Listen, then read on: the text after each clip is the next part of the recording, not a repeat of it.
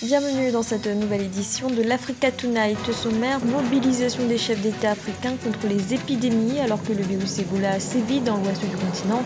Le paludisme reste pour l'heure l'un des principaux fléaux de l'Afrique. La situation libyenne inquiète de plus en plus la communauté internationale. Le nouveau représentant des Nations Unies en Libye s'est exprimé ce lundi devant le Conseil de sécurité. Il parle d'un pays au bord de la guerre civile. Et des projectiles enflammés deviennent des lampes de chevet. C'est l'idée qu'ont eu de jeunes Égyptiens qui ont décidé de transformer des bouteilles utilisées par les manifestants en objets de décoration. Les chefs d'État présents ce lundi pour la remise du prix UNESCO Guinée équatoriale ont donc largement évoqué la crise Ebola qui sévit actuellement dans l'ouest de l'Afrique. Mais pas seulement, le paludisme qui reste une maladie endémique sur le continent n'a pas été oublié. Et encore une fois, il a été rappelé l'importance de la recherche scientifique pour venir à bout de ce fléau. Ibra Ndiaye. La lutte contre le paludisme, une autre priorité pour l'Afrique. Certes, l'épidémie d'Ebola, qui touche de nombreux pays en Afrique de l'Ouest, cristallise l'attention de tous. Cependant, l'urgence d'Ebola ne doit pas faire oublier d'autres maladies comme le paludisme. Cette maladie, première cause de mortalité chez les enfants de moins de 5 ans, touche près de 200 millions d'Africains par an. Également engagé dans la lutte contre le paludisme, le président équato-guinéen entend mobiliser le continent contre cette pandémie. Le gouvernement de la Guinée équatoriale, en collaboration avec les entreprises américaines pétrolières et à travers l'entreprise Sanaria, mène à bien un programme d'élimination du paludisme sur l'île de Bioko. Le gouvernement de la Guinée équatoriale participe également à l'élaboration d'un vaccin contre le paludisme qui pourra être utilisé d'ici l'an 2018 dans tous les pays touchés par cette maladie. Pour le président Teodoro Obiang Bazogo, l'urgence pour l'Afrique est la mobilisation et l'investissement dans la recherche scientifique afin de mettre le savoir et la technologie au service du bien-être des populations sur le continent.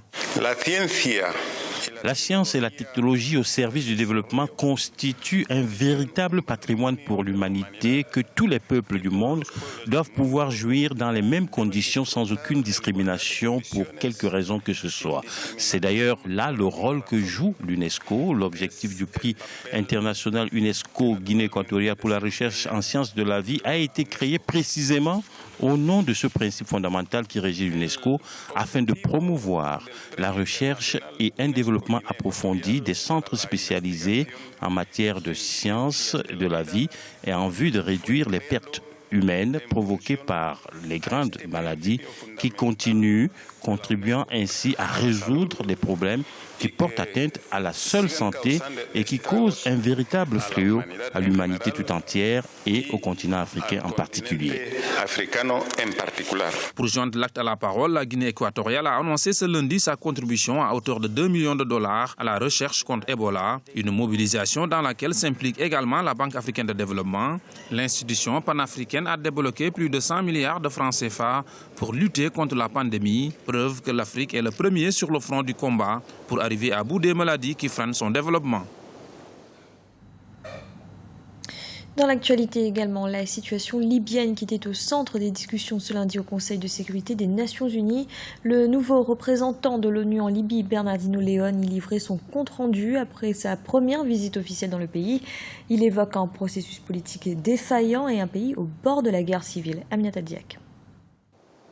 La Libye a été au centre des discussions ce lundi au Conseil de sécurité de l'ONU. Le nouveau représentant spécial du secrétaire général des Nations Unies pour la Libye, Bernardino León, s'est rendu dans les villes de Tobrouk, Al-Baïda, Tripoli, Misrata et Zantan pour rencontrer les principaux dirigeants du pays. Lors de la séance, il a souligné la nécessité de mettre fin à la violence en engageant le dialogue avec les insurgés. Pour sa part, l'ambassadeur de la Libye à l'ONU, Ibrahim Dabashi, estime que le gouvernement officiel libyen ne devrait pas être traité sur un même pied d'égalité avec des groupes armés rebelles. Les autorités légitimes de la Libye souhaitent mettre en garde contre un déraillement de la mission de l'ONU en ces termes, car le fait de traiter le gouvernement sur un pied d'égalité avec les groupes armés constituerait simplement une violation du mandat de la mission.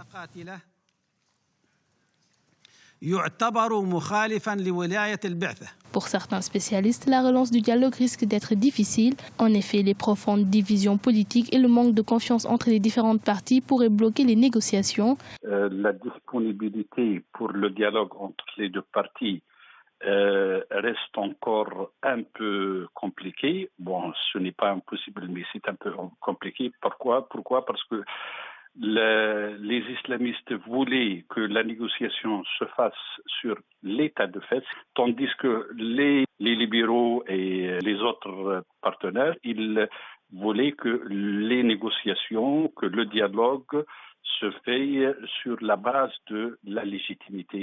Mais je pense que ça ira par la suite. Mais essentiellement, il faut qu'il y aura un consensus sur les bases de ce dialogue. Le 27 août 2014, le Conseil a adopté la résolution 2174 appelant à un cessez-le-feu immédiat et au dialogue. Le texte a également renforcé l'embargo sur les armes et a élargi les catégories de personnes sur lesquelles des sanctions pourraient être envisagées. Une bonne nouvelle à présent, d'après le dernier rapport de l'Organisation pour l'alimentation et l'agriculture, la lutte contre la sous-alimentation a fait d'énormes progrès ces 10 dernières années. 100 millions de personnes sont ainsi sorties de la catégorie des personnes sous-alimentées. Et le rapport se veut particulièrement encourageant pour l'Afrique, où la forte croissance des pays devrait permettre d'améliorer ces résultats. Écoutez à ce propos notre éditorialiste Lucien Pambou.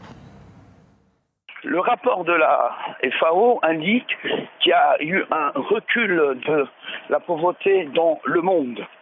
Ce recul de la pauvreté est aussi significatif dans un continent comme l'Afrique. Quelles sont les raisons de ce recul? On peut en attribuer ce recul à deux raisons importantes.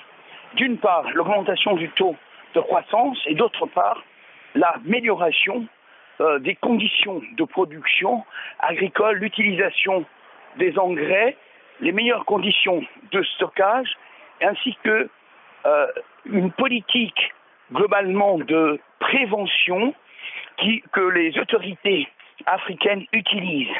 L'agriculture a souvent été le parent pauvre, pour ne pas dire le parent pauvre qui a été complètement délaissé. En novembre prochain, l'Organisation internationale de la francophonie élira son nouveau secrétaire général pour succéder à Abdou Diouf. La campagne des candidats a déjà commencé depuis maintenant plusieurs mois. Parmi ceux qui briguent ce poste, il y a Michaël Jean, ancien gouverneur général du Canada. Gouverneur général et commandante en chef du Canada de 2005 à 2010, envoyé spécial de l'UNESCO pour Haïti depuis 4 ans, Michaël Jean souhaite désormais travailler au rayonnement de la langue française. En novembre prochain, elle sera ainsi candidate au poste de secrétaire général de l'Organisation internationale de la francophonie.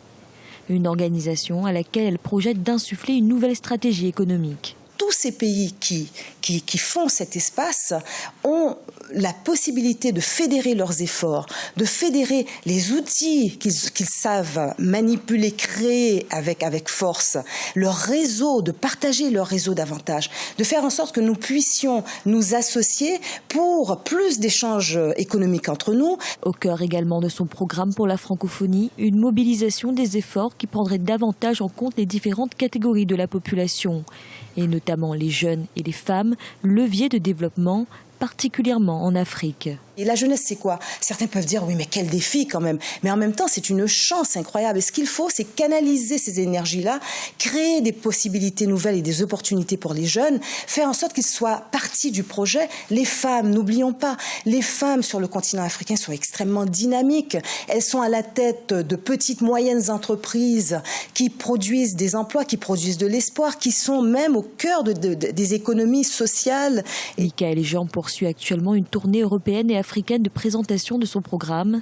Elle y rencontrera les autorités politiques et les représentants de la société civile, notamment du milieu académique, afin d'échanger et partager avec eux sa vision de la francophonie.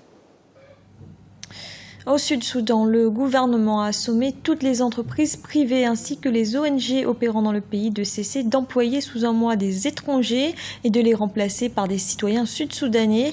La circulaire datée du 12 septembre a été publiée ce mardi dans les annonces légales de la presse locale. Le préavis d'1 mois a commencé ce 15 septembre et prendra fin le 15 octobre prochain. Focus à présent sur l'initiative d'un groupe de jeunes Égyptiens. Ils transforment des bouteilles usagées en lampes de chevet personnalisées. L'idée leur est venue après une manifestation où ces bouteilles étaient utilisées en tant que projectiles. Nan Faro. Dans cet atelier du Caire, les œuvres d'art sont 100% écolo. Née d'une rencontre entre décoration et recyclage, l'initiative Think Up Arts transforme des bouteilles usagées en lampes de chevet. En voyant les manifestants utiliser des bouteilles pour faire des cocktails Molotov lors de la Révolution de 2011, les artistes ont eu l'idée de les métamorphoser en quelque chose de positif. Ces bouteilles qui étaient utilisées pour du vandalisme, nous les prenons, les nettoyons et les transformons dans des choses qui honorent l'Égypte et son peuple sur un plan local et international. L'atelier donne aux consommateurs la possibilité de personnaliser les designs, de quoi rendre chaque pièce unique.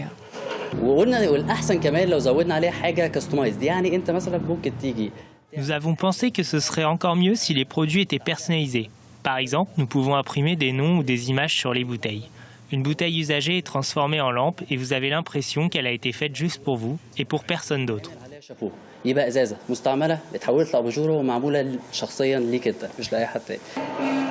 Ouvert en 2013, l'atelier revendique sa dimension éco-responsable. La gestion des déchets de la capitale a longtemps été un souci majeur.